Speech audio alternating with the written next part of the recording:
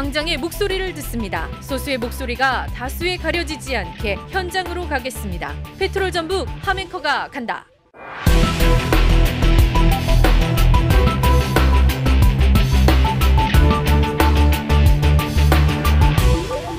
오늘 제가 나온 이곳은요, 명절 때마다 합동 차례를 지내면서 참서로 가족을 잃은 분들이 서로를 위로하며 마음을 나누는 곳입니다.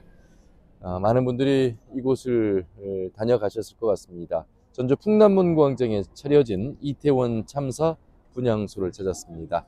유가족 분들을 만나보도록 하겠습니다.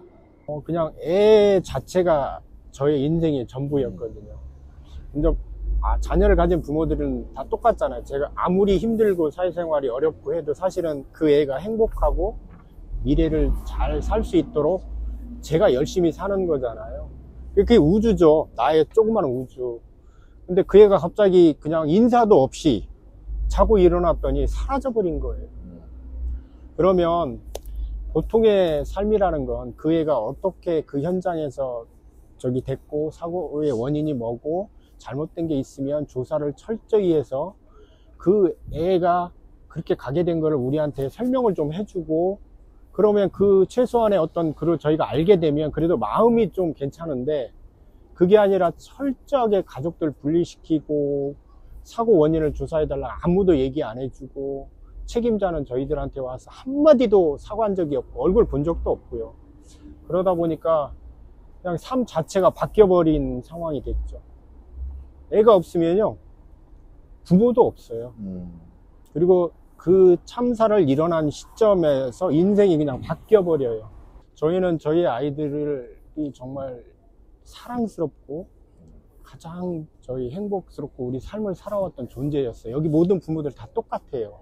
근데 그 아이들을 마치 할로윈데이 이태원을 마약하러 간 것처럼 그렇게 만들었고, 그리고 우리 부모들은 부도덕한 사람처럼 왜 그런 데를 가게 만들었냐, 이렇게 2차 가해성을 많이 하다 보니까 저희가 정말 힘들었던 게 뭐냐면, 이태원 참사 일어나고 나서 제가 어디 가서 이태원 참사 가족이요, 유가족이요 라는 말을 전부 다 못합니다. 분위기가. 그리고 여기가 분향소 열렸을 때 우리가 애도를 좀 하려고 하면 이 앞에 와서 방송으로 빨갱이니 아이고, 막 이런 얘기를 서슴없이 하고 막 이렇게, 지금 우리는 이게 그런 게 너무 힘들었던 거예요. 근데 가서 저희가 서울에 있는 유가족들 다 모여서 하니까 애들이 부모들한테 너무 잘하고, 학교 다닐 때도 열심히 생활했고, 직장 생활 정말 열심히 했고, 말하자면 정말 열심히 산 친구들이에요. 제가 그런 말을 했어요. 지방에서 학교를 나와서 서울에서 취업을 해서 자기가 번 월급으로 이태원이나 홍대 가서 자신 있게 즐길 수 있는 삶을 사는 사람들은 정말 열심히 산 친구들이거든요. 근데 그런 친구들을 그렇게 매도를 해 놓으니까 이 부모들 입장에서는 어떤 생각이 들겠습니까? 지금 분향소에 와 있고 시선을 돌아보면 너무나 평온한 일상이고, 이 분향소를 의식하지 않고 살아가는 사람들, 어찌 보면 여기 계신 우리 유가족 분들도 이 분향소에 와 있지 않아야 될 분들이셨는데, 제가 여기서 느끼는 건 한 1년 정도까지는 내국인 분들이 많이 찾으셨는데 1년 정도 지나니까 오히려 교포분들, 그 다음에 여기 외국인들 많이 오잖아요. 오히려 그런 분들이 여기는 많이 오세요. 오셔가지고 그런 말씀을 하세요. 자기가 미국에 있었는데 자기가 이해를 할 수가 없다는 거예요. 이 정부 자체 어떻게 길거리에서 저런 사고가 나냐. 그리고 분명히 애도를 표시하고 사고 조사를 할 것 같았는데 아무것도 안 하는 거에 대해서 자기가 교민이지만은 정말 분개한다고. 그래서 저기 방명록에 이렇게 보시면 그 외국에 사는 교포분들이나 외국인들이 의외로 많아요. 지금은. 저희가 이제 정부한테 요구를 한 게 있어요. 우리는 당신들하고 싸우게 해서 하는 게 아니라 정상적인 국가, 사고가 재발되지 않도록 조사만 좀 해달라. 그러니까 특별법을 좀 협조해 주라. 그래서 특별법을 어떻게 해서 작년 5월 달에 통과가 돼서 저희가 분향소 이제 특별법에 피해자 권리 보장이 들어가 있어요. 그래서 이 가족들이 흩어지지 않고 아직 일이 안 끝났고 또 평생 이 가슴에 안고 가야 되기 때문에 기업 공간을 마련하라고 하는 게 피해자 권리 규정에 들어가 있어요. 그래서 네. 서울 같은 경우는 서울시장이 아무래도 책임이 좀 있다 보니까 서울시 비용으로 서울에 이제 기업 공간을 만들어줬거든요. 그래서 저희 전주는 참 아련하게 민주당 민주당 그 시도지 인사인도 불구하고 여기를 철거해라. 막 그런 소리 들어서 저희가 엄청 힘들었었거든요. 그래서 특별법 만들고 나서 공무원한테 전화 왔길래 이제부터 당신들이 우리를 보호를 해야 된다. 특별법에 맞게. 그래서 행안부에서 내려오면 기업 공간 마련하라고 하는 얘기를 할 거니까 그 기업 공간을 마련하면 우리 가겠다. 우리 아이들을 길거리에 이렇게 나오는 부모가 어떻게 이렇게 좋겠냐 마음이. 그리고 당신들하고 싸우는 게 아니라 진상규명을 하기 위해서 법에 맞게 우리는 또 기업 공간 마련해주면 옮겨가겠다 얘기를 했는데 돈이 들어가니까 안 하는 겁니다. 전주시 작년에 5월 달에 딱 했는데 그 뒤에 아무 움직임이 없었고 저번 주에 도지사 만났거든요. 도지사 또 서울에 이제 그 시민대책위에서 도지사 그쪽 그 정무수석 만나서 법 취지에 맞게 이태원 참사 전북에 맞게 기업 공간을 만들어 주라. 이제 지금 협의 중인데 진짜 의지가 없는 것 같습니다. 의지가. 그런 기업 공간이 이제 제가 여기 있으면서 저 유가족들을 모여 있는 게 중요하다고 생각한 게 저희는 얘기를 하지 않아도 서로 따뜻함을 주고받아요. 네. 마음이 같다 보니까. 그런데 작년에 이제 그 전주페이퍼에서 네네. 19세 박구 그 사망 사건 때 그 부모의 마음이 너무 힘들 것 같아서 제가 우리 가족들하고 같이 갔어요.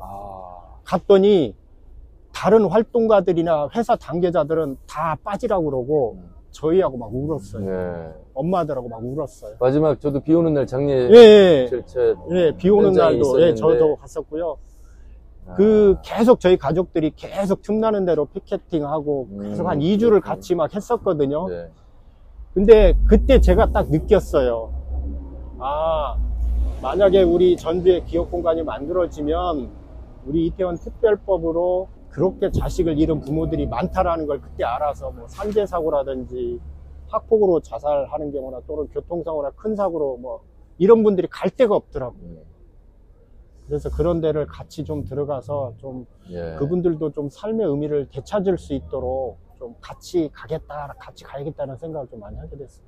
또 다른 유가족 분을 만나겠습니다. 안녕하세요. 안녕하세요. 예. 마음이야, 유가족들 마음은 다 똑같죠. 다 같은 마음인데, 뭐, 엄마들, 아빠들이 다 같은 마음이겠지만, 저 역시도 제 아이가 혼자 키우다 보니까, 누구보다도 더 애틋하고 그런 아이였거든요. 자녀가 한 명이었습니까? 아니요, 둘인데, 예.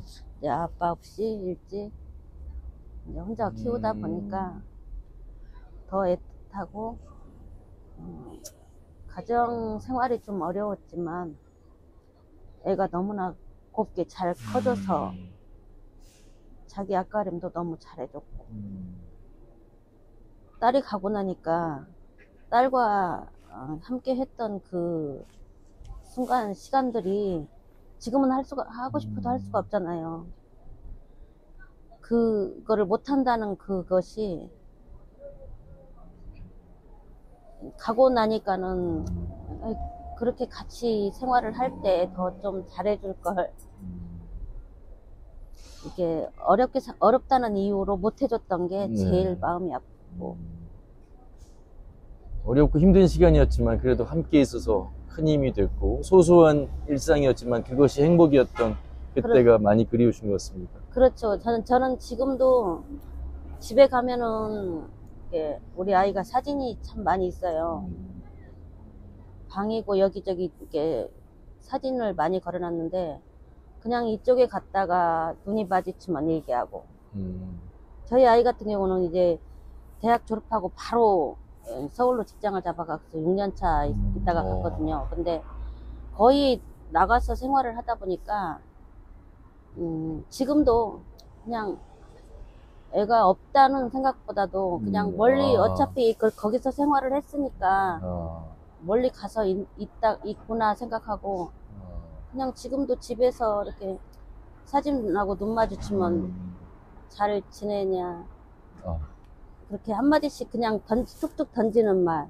그리고 제가 지금, 이렇게, 이태원 참사가 일어난 이후로 방에서 잠을 못 자요. 왜 그러냐면, 이게 이 가슴이 지금은 그래도 이제 조금 많이 완화가 됐지만, 답답증이 있어요. 폐쇄공포증처럼. 그런 네. 식으로. 지금 저는 지금도 방에서 잠을 못 자고 항상 이렇게 밖에서 거실에서 자는데 그냥 소파에 그냥 자는 편이에요. 거기 들어가면 왠지 답답하고 더욱 또 생각나고 답답하고. 네. 그리고 제일 우리 딸이 수신인데 수니한테 미안한 게 그 사고가 일어나던 날 나는 그냥 자고 있었다는 게 너무나 미안하고 항상 그 미안함에 뭐라고 말을 할 수가 없어요.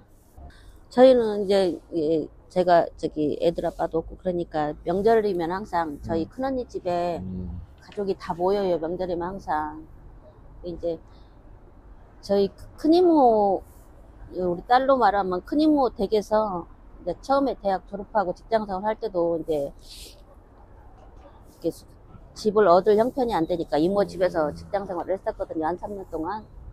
그래서 명절이면 항상 그 이모 집에 다른 가족, 형제간들이 다 모여서 이렇게 생활을 하는데 그때 수진이 떠나기 전에 추석에 마지막으로 같이 보냈던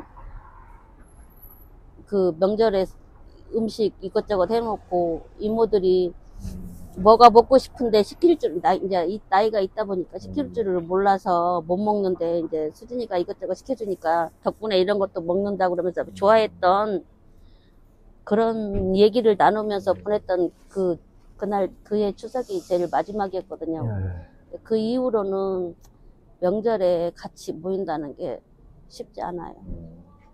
또 다른 유가족분을 만나겠습니다. 안녕하세요. 안녕하세요. 네. 저희는 이제 눈만 바라봐도 알 수가 있어요. 무슨 생각을 하고 있는지, 서로 위로를 하고 있는지. 근데 사실은 오늘도 오면서 집에 가고 싶었어요. 버스에 오면서 내가 왜 이런 일로 인해서 이렇게 거기를 가야 되지? 왜 우리 딸이 여기 와 있지? 그게 지금 현실적으로도 지금 믿기지가 않아요. 인정하고 싶지 않은 거죠. 인정하고 싶지가 않고 그냥 내 곁에도 지금도 있는 것 같기도 하고 귀에서 아이가 목소리가 항상 지금도 맴돌거든요. 지금도 우리 아이가 진짜 너무너무 효자고 성실하고 아빠 같기도 하고 제 애인 같기도 한 아이였어요. 지금 좀 있으면 명절도 돌아오는데 아빠를 먼저 이제 하늘나라에 보내놓고 미정이가 가장 아닌 가장으로 엄마를 위로하면서 저도 아이가 이제 언니 둘에 남동생 하나 미정이가 셋째 딸이거든요. 언니들은 출가를 했지만 미정이가 가장 노릇을 했어요. 그리고 명절 대기 한 달 전부터 엄마 이렇게 제 지내거나 차례를 지내면 명록을 보내라고 그래요. 그래서 제 준비를 제가 잘 걸을 수가 없어서 미정이가 서울에서 캐리어에다가 하나하나 목록 제가 필요한 것을 많이 담아가지고 오다가 캐리어 또 바꾸가 빠져서 망가지기도 했고 그 다음에 제가 또 캐리어를 사줘서 미정이가 항상 준비를 해줬거든요. 그렇기 때문에 내가 이 명절이 돌아오면은 더 힘들어요. 왜 갑작스럽게 부모 곁을 떠나야 했는가? 왜 아이들이 지네들이 이렇게 돌아다녀서만 돼야 했는가? 부모 곁에 왜 못 오게 되어 있는가? 이 목소리들이 항상 제 귀에 쟁쟁해요. 그래서 마음이 너무 아파요. 어떻게 보면 그 효녀인 딸이 하늘나라에서도 어머니를 지켜주고 계시는 그런 네. 모습이네요. 그래서 미정이를 위해서 제가 할 수 있는 활동을 다 하고 있는데 하다 보니까 이제 남동생이 조금 많이 걸려 있어요. 남동생이 수능 본 그 며칠 전에 떠났잖아요. 그렇네. 근데 이 아들한테도 충격이 됐겠지만은 저는 이제 아들이 이제 대학교 들어가고 아이를 혼자 놔놓고 미정이를 위해서 이제 활동을 하다 보니까 아들한테 너무 소홀해서 아들한테도 또 스트레스도 많이 주고 챙겨주지를 못해서 제가 군대 지원을 시켰어요. 그래서 아이도 떠밀리지 않는, 지가 원치 않는 군대를 가다 보니까 저한테도 조금 이제 거기 아이들을 그러잖아요. 군대 가면 너무 힘들다고. 그래서 지가 왜 하필이면 또 저 강원도 철원에 백골부대 그거 가가지고 너무 힘들었던가 봐요. 그래서 왜 내가 원치 않는 부대를 이렇게 왔는가 이제 그렇게 얘기를 하더라고. 근데 지금은 이제 아이가 이제 맑은 목소리로 어저께도 전화가 왔거든요. 그래서 막 웃으면서 저한테 이제 전화를 해요. 그럼 이제 저는 너무 좋아서 아들 목소리 들으니까 오늘 저녁에는 너무 행복하게 잠을 잘 수 있겠네. 이렇게 하면서 아들 사랑한다고, 감사하다고. 떠나 보내는 마음도 아프지만 남아있는 또 가족들을 또 챙겨야 되는데 그 안에서 표현을 하지 못하면서도 그 상처와 더불어서 서로를 또 위하는 그 모습에서 또 힘을 얻으시는 말씀. 많이 얻어요. 예, 건강하시기 바라겠습니다. 네, 감사합니다. 예, 고맙습니다. 처음 여기 온 지가 제가 23년도 저는 3월 달에 왔어요.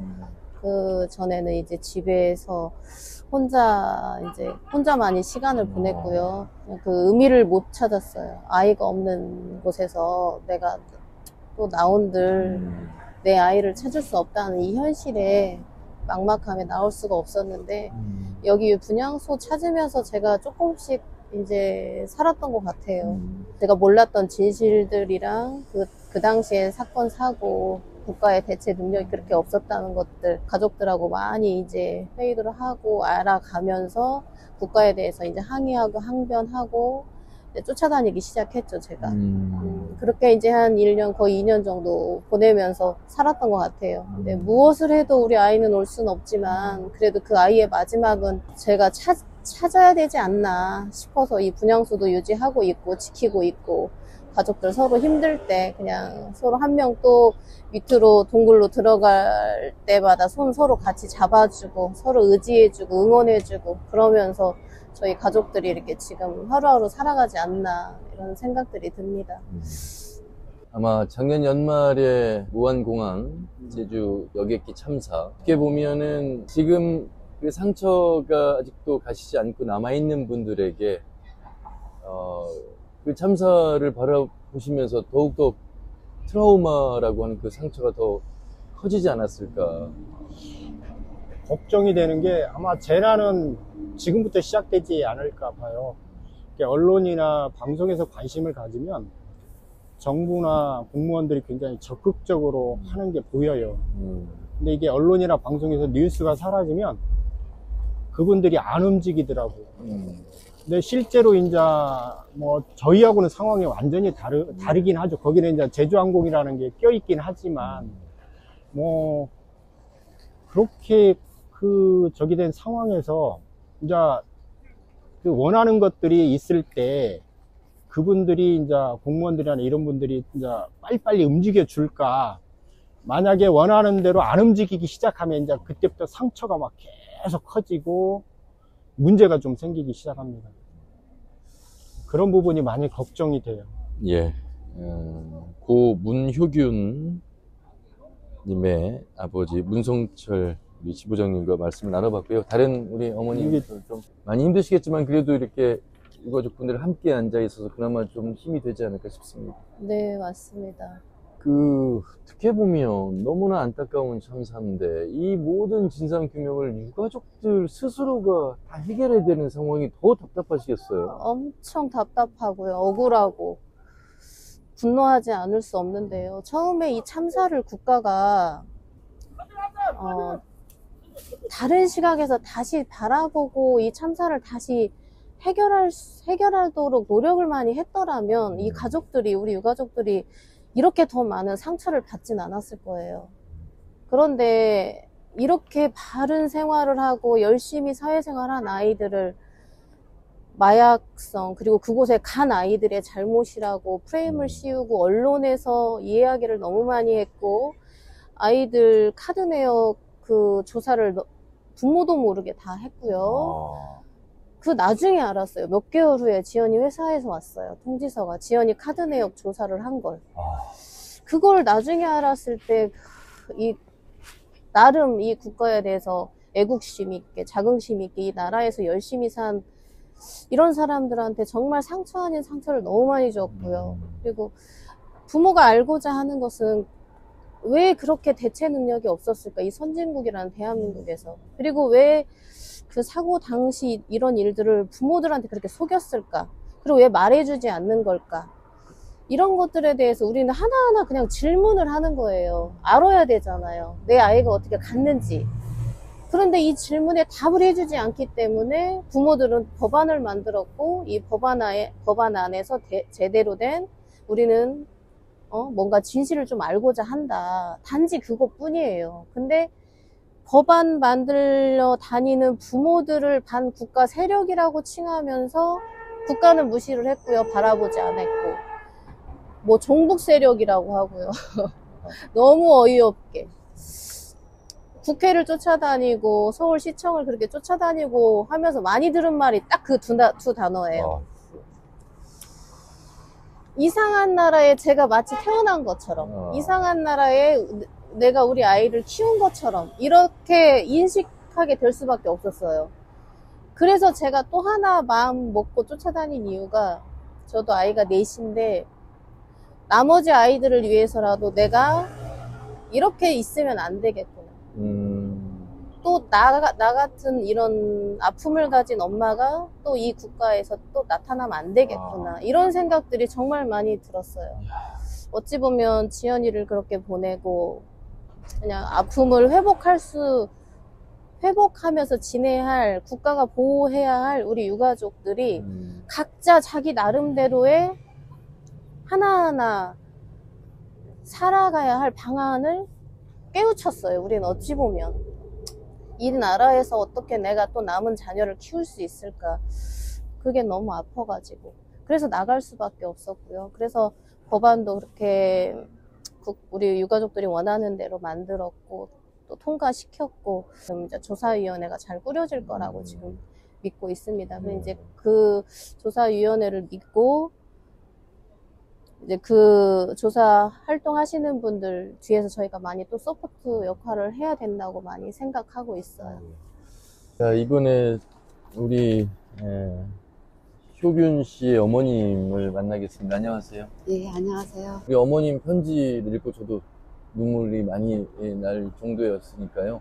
우리 효균이를 마지막 본 날이 추석 전에 벌초하는 날이었어요. 선산이 굉장히 좀 넓어요. 근데 저희는 이제 저희 아이들 둘, 저희 부부 4명하고 어머님, 아버님 해서 6명이서 이제 벌초를 하는데, 그 벌초할 때 군복 입고 벌초하던 그 아들의 모습이 너무 지금 머리에 맴돌고, 이렇게 갈 줄 알았으면 그렇게 힘든 거 시키지 말걸, 그냥 편히 놀게 놔둘걸, 어른들한테, 조상들한테 잘해야 된다라는 그런 생각에 뭐하러 꾸역꾸역 내려와서 그렇게 벌초를 시키고 장손 노릇하라고 그렇게 내가 이제 했던 거에 대해서 죄책감? 보내놓고 보낸 날 우리 아들은 그렇게 힘들었을 텐데 나는 너무 행복해서 노곤한 그 몸을 그냥 편히 쉬면서 뉘었을까. 삶이 그냥 하나하나가 다 미안하고 죄책감, 죄스러움, 그리고 아이를 보내놓고 잠을 못 잤어요. 편안한 아침을 맞이할 수가 없었어요. 예전에 눈 뜨면 나른한 몸이 그냥 편하게 그냥 한번 쭉 기지개 피고 일어났다면, 아이를 보내고 난 다음부터는 뭐랄까, 온 몸에 땀이 흠뻑 젖어가지고 아침을 눈을 뜨는 그 자체가 너무 고통스러웠고, 식은땀에 온몸이 땀으로 범벅이 돼서 아이를 찾아서 그 수풀을 헤매고 찾으러 돌아다니면서 아이 이름 불러가면서 그러면서 거의 한 달 이상을 제가 살았던 것 같아요. 그리고 이렇게 활동을 하면서 거기에서 조금씩 헤어나오려고 굉장히 노력했고, 그렇게 노력함으로써 내 아이가 어떤 마지막을 보냈는지 그거는 정말 알고 싶었고, 그 마지막을 우리 아이가 어떻게 해서 마지막을 보냈을까, 어떤 사람들의 따뜻한 손길이라도 닿았을까, 그런 걸 알고 싶어요. 다른 걸 원하는 건 아니고 단지 내 아이가 마지막 시간을 어떻게 보냈는지 부모로서 그거 하나 딱 알려달라고 하는 거, 그건데 국가는 그거를 알려주지 않으니까 그러는 거죠. 움직이는 거죠, 계속. 앞으로도 움직일 거고요. 저희 참사가 일어나기 전에는 저희는 대한민국 국민이라고 생각을 했습니다. 근데 참사가 일어나고 나니까 그 참사의 책임이 마치 개인인 것처럼 몰아갔고, 국가는 저희를 보호하는 게 아니라 2차 가해를 통해서 부도덕하는 부모, 거기를 가서는 안 되는 사람, 또 아이들조차도 마약에 이렇게 연루된 것처럼 하게 됐습니다. 근데 이번에 무안에서 참사가 일어났어요. 국가는 기민했습니다. 아마 제가 구체적으로 얘기를 안 해도 누구 때문에 그러는 거 다 알 겁니다. 우리도 제주항공 참사처럼 처음부터 다시 들여다보고 우리의 아픔을 무엇을 원하는지 국가가 다시 한번 생각해주고, 우리가 특별법을 만든 이유가 있으니까 그 부분을 정확히 헤아려서 앞으로 조사를 하는데 거부를 한다거나 그러지 말고 자신들의 잘못을 정확하게 인지하고 다시는 이러한 일이 일어나지 않을수록 재발 방지를 세울 수 있도록 철저한 조사가 되도록 국가가 나서주셨으면 좋겠습니다.